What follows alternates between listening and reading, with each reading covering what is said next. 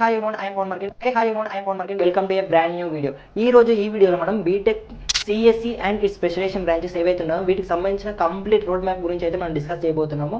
అయితే మీరు tyre 1, tyre 2, tyre 3 ఏ కాలేజీలో ఉన్నా ఇట్ డజంట్ మ్యాటర్. ఈ వీడియో అయితే మీకు చాలా హెల్ప్ఫుల్ అవుతుంది. So without any further delay let's getting to our video. First thing వచ్చేసి ఏంటంటే సిజిపిఏ. మనం బీటెక్లో ఫస్ట్ థింగ్ మనం మెయింటైన్ చేయాల్సింది ఏంటంటే సిజిపిఏ. ఈ యొక్క సిజిపిఏ అనేది ఏ విధంగా మెయింటైన్ చేయాలంటే ఎవ్రీ సెమిస్టర్లో మన యొక్క సిజిపిఏ అనేది కాన్స్టెంట్గా ఉండాలి. కాన్స్టెంట్ ఇన్ ద సెన్స్ ఏంటంటే ఒక సెమిస్టర్లో వెరీ హై సిజిపిఏ తెచ్చుకొని ఇంకొక సెమిస్టర్లో మరీ తక్కువ సిజిపిఏ అనేది మనం తెచ్చుకోకూడదు. ఓకేనా? ఇలా చేస్తే ఏమవుతుందంటే మన యొక్క సిజిపిఏ పడిపోవడానికి చాలా ఛాన్సెస్ అయితే ఉంటాయి. సో మనం ఎవ్రీ సెమిస్టర్లో 7.5 to 8 సిజి మెయింటైన్ అయితే చేయాలి. ఓకేనా? అండ్ అంతకంటే ఎక్కువ అంటే 8 to 8.5 సిజిపిఏ తెచ్చుకుంటే దట్స్ నైస్. అండ్ అంతకంటే ఎక్కువ అంటే మోర్ దెన్ 8.5 సిజిపిఏ కూడా మనకు ఇక్కడ అవసరం అయితే రాదు. సో మీరు ప్రతి సెమిస్టర్లో 7.5 to 8.5 ఈ యొక్క రేంజ్లో మీ సిజిపిఏ అనేది మెయింటైన్ చేయండి. అండ్ ఈ విధంగా మీరు మెయింటైన్ చేస్తే మీరు ఏ కంపెనీకైనా అప్లై చేయడానికి మీకు ఎలిజిబిలిటీ అనేది ఉంటుంది.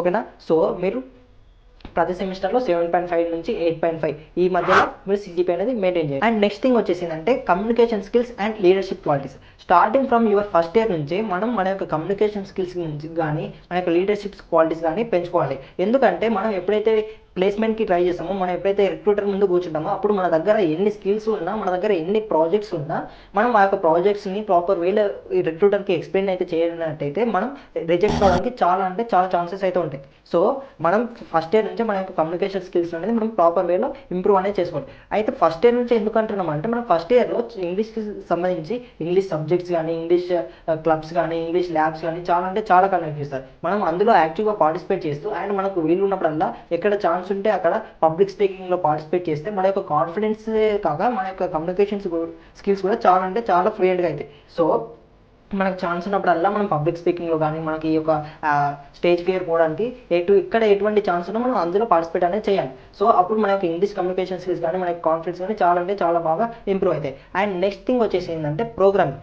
And most of the students ఏమనుకుంటారంటే ఇప్పుడే కదా మనం బీటెక్లో జాయిన్ అయ్యేది అండ్ ఇంకా రెస్ట్ ఆఫ్ ద 4 years మనకు టైం ఉంది, ఈ యొక్క 4 yearsలో మెల్లగా నేర్చుకుందాం అని అనుకుంటారు. బట్ ఈ విధంగానే ప్రతి ఒక్కరు ఆలోచించడం వల్ల ఏమవుతుందంటే ఎప్పుడైతే మీరు ప్లేస్మెంట్స్కి ట్రై చేస్తారో అప్పుడు చాలా ప్రాబ్లమ్స్ అయితే ఫేస్ చేయడం అవుతుంది. ఎందుకంటే అప్పుడు ఒక ప్రోగ్రామింగ్ లాంగ్వేజ్ రాకపోవడం, కమ్యూనికేషన్ స్కిల్స్ లేకపోవడం, వీటన్నిటి క్రైటీరియా ఏదో ఒకటి ఇందులో తక్కువ ఉన్నా మన ఒక ప్లేస్మెంట్లో రిజెక్ట్ కావడం అయితే జరుగుతుంది. సో మనం ఇప్పుడు ఉన్న జాబ్ మార్కెట్లో మనం ఇటువంటి డిఫికల్టీస్ ఫేస్ చేయొద్దంటే మనం starting from the first year నుంచి మనం ఈ యొక్క స్కిల్స్ అనేవి నేర్చుకోవాలి. కాబట్టి right from the first year నుంచి మనం మన యొక్క ప్రోగ్రామింగ్ స్కిల్స్ అనేది నేర్చుకోవాలి. Whether you start from Python or C, మీరు ఏ ప్రోగ్రామింగ్ లాంగ్వేజ్ చూస్ చేసుకున్నా అందులో పర్ఫెక్ట్ ప్రోగ్రామింగ్ లాంగ్వేజ్ అనేది నేర్చుకోండి. మీరు సి నేర్చుకున్నా సరే, పైథాన్ నేర్చుకున్నా సరే, కానీ పర్ఫెక్ట్ ఈ యొక్క ప్రోగ్రామింగ్ లాంగ్వేజ్ అనేది నేర్చుకోవాలి. అండ్ వన్స్ ఈ యొక్క ప్రోగ్రామింగ్ లాంగ్వేజ్ నేర్చుకున్న తర్వాత ఏదైతే ప్రోగ్రామింగ్ లాంగ్వేజ్ నేర్చుకుంటారు కదా, ఈ యొక్క ప్రోగ్రామింగ్ లాంగ్వేజ్ అనేది డాటా స్ట్రక్చర్స్ అండ్ ఆల్గరిథమ్స్ పైన ఇంప్లిమెంట్ చేయాలి.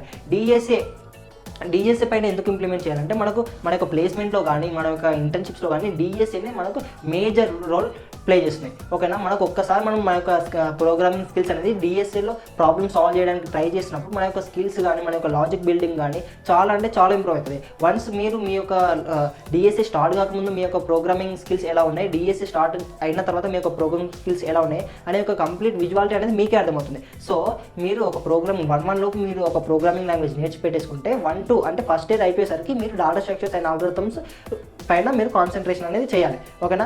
అండ్ కొంతమంది స్టూడెంట్స్ ఎలా ఉంటారంటే వెబ్ డెవలప్మెంట్ కానీ యాప్ డెవలప్మెంట్ కానీ వాళ్ళకి చాలా ఇంట్రెస్ట్ ఉంది. అసలు ఈ యొక్క వెబ్సైట్ ఎలా వర్క్ అయితే, అసలు ఫ్రంట్ ఎండ్ మనకు ఏదైతే మనకు వెబ్సైట్ ఓపెన్ చేసినప్పుడు కనిపిస్తుందో అసలు ఇది ఏ విధంగా వర్క్ అవుతుంది, బ్యాక్ ఎండ్లో డేటా ఎలా వస్తుంది, ఈ విధంగా వాళ్ళకు చాలా క్యూరియాసిటీ ఉంటుంది. ఎవరికైతే ఈ విధంగా క్యూరియాసిటీ ఉందో మీరు కూడా first year starting from the 1 నుంచే మీరు కూడా ఈ యొక్క వెబ్ డెవలప్మెంట్ అనేది స్టార్ట్ చేయాలి. ఈ యొక్క వెబ్ డెవలప్మెంట్ స్టార్ట్ చేసేటప్పుడు ఈ యొక్క వెబ్ డెవలప్మెంట్ అంటే మనకు 2 ఉంటాయి. ఒకటి ఫ్రంట్ ఎండ్ అండ్ నెక్స్ట్ వచ్చేసి బ్యాక్ ఎండ్. అయితే ఫ్రంట్ ఎండ్ ఈ యొక్క ఫస్ట్ మీరు ఎవరైనా వెబ్ డెవలప్మెంట్ నేర్చుకోవాలంటే ఫ్రంట్ ఎండ్ నుంచి స్టార్ట్ చేయాలి. ఫ్రంట్ ఎండ్ సెన్స్ ఏంటంటే ఫ్రంట్ ఎండ్ నేర్చుకోవడానికి మనకు ఎటువంటి ప్రోగ్రామింగ్ లాంగ్వేజ్ అనేది రావడం అవసరం లేదు. మనకు సి రావడం అవసరం లేదు, పైథాన్ రావడం అవసరం లేదు. డైరెక్ట్గా మీరు ఈ యొక్క HTML, CSS, జావాస్క్రిప్ట్ అనేది నేర్చుకోవచ్చు. మీకు దీనికి చెప్పాను కదా ఎటువంటి ప్రోగ్రామింగ్ లాంగ్వేజ్ అనేది అవసరం లేదు. వన్స్ ఈ యొక్క ఫ్రంట్ ఎండ్ అయిపోయిన తర్వాత ఫ్రంట్ ఎండ్ ఫ్రేమ్ వర్క్ అనేది నేర్చుకోవాలి. రియాక్ట్ కానీ యాంగులర్ కానీ ఈ యొక్క ఫ్రేమ్ వర్క్ నేర్చుకుంటే మనకు ఇప్పుడు ఫ్రంట్ ఎండ్ డెవలపర్ అనేది అవుతుంది. అదేవిధంగా ఒకసారి మనం ఫుల్ స్టాక్ వెబ్ డెవలపర్ కావాలంటే మనం బ్యాక్ ఎండ్ కూడా నేర్చుకోవాల్సిందే. అయితే ఫ్రంట్ ఎండ్ బ్యాక్ ఎండ్ 2 నేర్చుకుంటేనే మనం ఒక ఫుల్ స్టాక్ వెబ్ డెవలపర్ అనేది అవుతాం. సో ఈ విధంగా ఎవరైతే డెవలప్మెంట్ సైడ్ వెళ్ళాలనుకుంటున్నారో మీరు ఈ యొక్క వెబ్ డెవలప్మెంట్ అనేది ఫస్ట్ ఇయర్లో చేయాలి. అండ్ డిఎస్ఏ ఒక ప్రోగ్రామింగ్ లాంగ్వేజ్ అనేది 1-2 లోపు ఈ యొక్క స్కిల్స్ అనేది మీరు ఎప్పుడైతే మనం సెకండ్ ఇయర్కి వస్తామో అంటే 2-1కి వస్తామో 2-1కి వచ్చిన వెంటనే మనం ఇంటర్న్షిప్స్ అనేది వాటికి అప్లై చేయాలి. ఈ యొక్క ఇంటర్న్షిప్స్కి ఎలా అప్లై చేయాలంటే ఇంటర్న్షిప్స్కి అప్లై చేయాలంటే మనం ఫస్ట్ మన యొక్క రెజ్యూమ్ అనేది బిల్డ్ చేయాలి. రెజ్యూమ్ బిల్డ్ చేయాలంటే మనం ఇప్పటిదాకా ఏవైతే డెవలప్మెంట్ కానీ డిఎస్సీ కానీ వెబ్ యాప్ డెవలప్మెంట్ కానీ ఇవైతే నేర్చుకున్నామో ఈ యొక్క స్కిల్స్ని యూజ్ చేసి మనం మినిమం 1 or 2 ప్రాజెక్ట్స్ అనేది చేయాలి. ఈ యొక్క 1 or 2 ప్రాజెక్ట్స్ని మనం మన యొక్క రెజ్యూమేలో అప్లోడ్ చేసి ఇప్పుడు మనం ఇంటర్న్షిప్స్ అనేది అప్లై చేయాలి. కానీ ప్రతి ఒక్కరు గుర్తించుకోవాల్సింది ఏంటంటే ఎప్పుడైతే మనం ఇంటర్న్షిప్స్కి అప్లై చేస్తామో యాజ్ ఎ ఫ్రెషర్గా మనం ఇంటర్న్షిప్స్ అనేవి స్మాల్ స్కేల్ కంపెనీస్ కానీ స్టార్టప్స్ కానీ వీటిలో అప్లై చేస్తే మనకు ఇంటర్న్షిప్స్ రావడానికి చాలా ఛాన్సెస్ అయితే ఉంటాయి. అండ్ చాలా మంది స్టూడెంట్స్ ఇలా అప్లై చేయకుండా ఎంఎన్సీలో అప్లై చేసి ఇంటర్న్షిప్స్ రావాలేదని చాలా రిగ్రెట్ అయితే ఫీల్ అవుతారు. సో యాజ్ ఎ ఫ్రెషర్గా మనకు ఎంఎన్సీలో ఇంటర్న్షిప్స్ అనేది రావడం చాలా కష్టం. సో మీరు ఎప్పుడైతే ఇంటర్న్షిప్కి అప్లై చేస్తున్నారో స్మాల్ స్కేల్ కంపెనీస్ ఏవైతే ఉన్నాయో వాటిలో అప్లై చేయండి. అప్పుడైతే ఇంటర్న్షిప్ రావడానికి చాలా పాసిబిలిటీ అనేది ఉంటుంది. అండ్ నెక్స్ట్ వచ్చేసి ఏంటంటే సెకండ్ ఇయర్లో మనం హ్యాకథాన్స్ అనే వాటిలో ఖచ్చితంగా పార్టిసిపేట్ చేయాలి. కొన్ని హ్యాకథాన్స్ అంటే ఏంటంటే ఒక గ్రూప్ ఆఫ్ కాలేజెస్ కలిపి లేకపోతే గ్రూప్ ఆఫ్ ఆర్గనైజేషన్స్ ఏం చేసాయంటే మనకు ఒక హ్యాకథాన్స్ అనేది ఒక కాంపిటీషన్ అనేది కండక్ట్ చేస్తారు. ఈ యొక్క హ్యాకథాన్లో వీళ్ళు ఒక థీమ్ అనేది ఇస్తారు. ఈ యొక్క థీమ్ని బట్టి మనం వాళ్ళు ఇచ్చిన థీమ్ ప్రకారం మనం ప్రాజెక్ట్స్ అనేది బిల్డ్ చేయాల్సి ఉంటుంది. ఓకేనా, ఈ విధంగా మనం ప్రాజెక్ట్స్ చేయడం వల్ల ఏమైందంటే మనం ఇప్పటిదాకా మనం ఎన్ని స్కిల్స్ నేర్చుకుంటాం, ఇంకా ఏమైనా స్కిల్స్లో ల్యాగ్ ఉన్నామా, అసలు మనం ఇంకా ఏమైనా స్కిల్స్ నేర్చుకోవాలా, ఈ యొక్క కంప్లీట్ ఐడియా అనేది మనకు వస్తుంది. మనం నేర్చుకున్నాం, మనం ఎంత థియరీ నేర్చుకున్నామో దాన్ని యాక్చువల్ లైవ్ ప్రాజెక్ట్స్ చేసినప్పుడే మనకు అసలు రియల్గా మన ఈ యొక్క ప్రాజెక్ట్స్ ఎలా వర్క్ అయితే అసలు ఈ సాఫ్ట్వేర్ ఏంది అనే కంప్లీట్ ఐడియాలజీ అనేది వస్తుంది. సో మీకు వీలైనన్ని హ్యాకథాన్స్లో మీరైతే పార్టిసిపేట్ చేయాలి.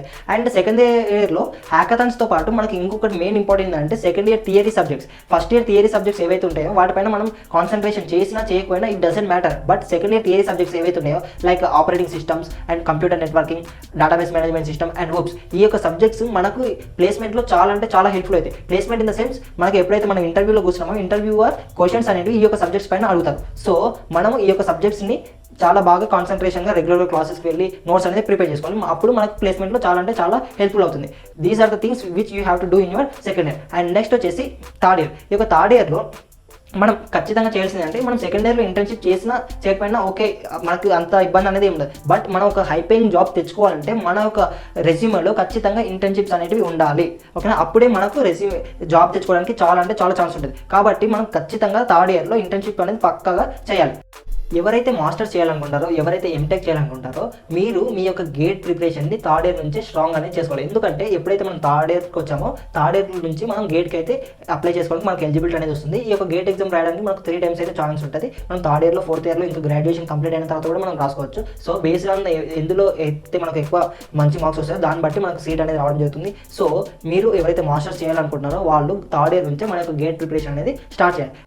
అండ్ నెక్స్ట్ ఫోర్త్ ఇయర్ రాగానే అండ్ 4-1లో మనకు మోస్ట్ ఆఫ్ ద కంపెనీస్ మన కాలేజ్కి అయితే ప్లేస్మెంట్ రావడం అయితే జరుగుతుంది. సో ఈ యొక్క కంపెనీస్ అనేవి మన కాలేజ్కి ప్లేస్మెంట్కి రాకముందే మనం minor projects and major projects అనేది 2 చేసి పెట్టేసుకోవాలి. ఈ యొక్క ప్రాజెక్ట్స్ అనేది ఏ విధంగా ఉండాలంటే ఖచ్చితంగా మన యొక్క రెజ్యూమేని షార్ట్ లిస్ట్ చేసే విధంగా ఈ యొక్క ప్రాజెక్ట్స్ అనేది ఉండాలి. ఓకేనా, ఏ ప్రాజెక్ట్ పడితే ఆ ప్రాజెక్ట్ చేయకుండా ఖచ్చితంగా మన యొక్క రెజ్యూమేని ఖచ్చితంగా షార్ట్ లిస్ట్ చేసే యొక్క ప్రాజెక్ట్స్ని మనం మన యొక్క రెజ్యూమేలో పెట్టాలి. మన యొక్క మైనర్ ప్రాజెక్ట్ అండ్ మన యొక్క మేజర్ ప్రాజెక్ట్ చేసుకుంటేనే మనం మన యొక్క ప్లేస్మెంట్ జర్నీకి కూడా స్టార్ట్ చేయాలి. ప్లేస్మెంట్ ప్రిపరేషన్ అంటే ఏంటంటే మనం యాప్ట్యూడ్ కానివ్వండి, రీజనింగ్ కానివ్వండి అండ్ మన యొక్క థియరీ సబ్జెక్ట్స్ ఉంటాయి కదా, starting from the first year నుంచి 4th ఇయర్ వరకు ఏవైతే సబ్జెక్ట్స్ ఉన్నాయో ఆ యొక్క సబ్జెక్ట్స్ అన్నింటిని ఒకసారి రీక్యాప్చులేషన్ అనేది చేయాలి. ఎందుకంటే మన ఒక రిక్రూటర్ ఇంటర్వ్యూలలో మన క్వశ్చన్స్ అడిగినప్పుడు మనం ప్రతి క్వశ్చన్కి మనం ఆన్సర్ అనేది చేసే విధంగా ఉండాలి. అప్పుడే మనకు ఒక మంచి జాబ్ అనేది రావడానికి చాలా ఛాన్సెస్ అయితే ఉంటాయి. సో ఈ విధంగా మనం ఫస్ట్ ఇయర్లో programming and DSC and second ఇయర్లో ఇంటర్న్షిప్స్, హ్యాకథాన్స్ అండ్ థర్డ్ ఇయర్లో గేట్కి ప్రిపేర్ అయితే ఖచ్చితంగా మనం ఎప్పుడైతే ప్లేస్మెంట్లలో కూర్చుంటామో అప్పుడు మనకు ఎటువంటి ఇబ్బంది అనేది ఉండదు. అండ్ మనం ఒక హై పేయింగ్ సాఫ్ట్వేర్ జాబ్ తెచ్చుకోవడానికి మనకు చాలా ఎలిజిబిలిటీ అనేది వస్తుంది. So this is the complete road map of a BTech, CSC and specialisation branches. And మీకు ఇంకా ఎటువంటి డౌట్ ఉన్నా మీరు కింద కామెంట్ బాక్స్లో అయితే నన్ను అడగచ్చు.